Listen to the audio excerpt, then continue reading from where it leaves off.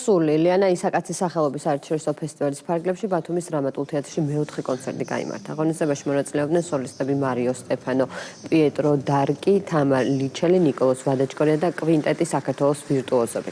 ფესტივალი საქართველოსა და აჭარის კულტურის სამინისტროების, ასევე ბათუმისა და თბილისის მერიების მხარდაჭერით მიმდინარეობს. შემდგომი კონცერტი 9 ოქტომბერს თბილისში კონსერვატორიის დიდ საკონცერტო დარბაზში გაიმართება. ფესტივალის დასკვნით ღონისძიებას კი 11 ოქტომბერს გრიბოედოვის თეატრი უმასპინძლებს.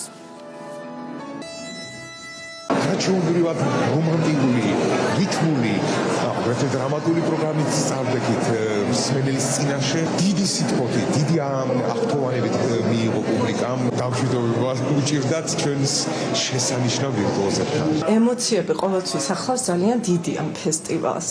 არაერთი მიზეზის გამო პირველ რიგში იმიტომ რომ ატარებს ქალბატონი ლიანას სახელს, რომელიც არის გენიალური ჩვენი დროის და ყველა დროის გამორჩეული მევიოლინე იყო, არის და იქნება. მარიო სტეფანო, პიეტრო დარკი, რომელიც არის ამ ჟანრის ერთ-ერთი მართლა საუკეთესო შემსრულებელი და ჩემთვის ეს ძალიან დიდი გამოცდილება იყო და ძალიან, როგორ გითხრათ, სრულიად ახალი რაღაცა იყო გამოწვევა, იმიტომ რომ სრულიად სხვა ჟანრია ეს. ეს იყო ბოლო ინფორმაცია პირველზე, ერთმანეთს ზუსტად 4-ზე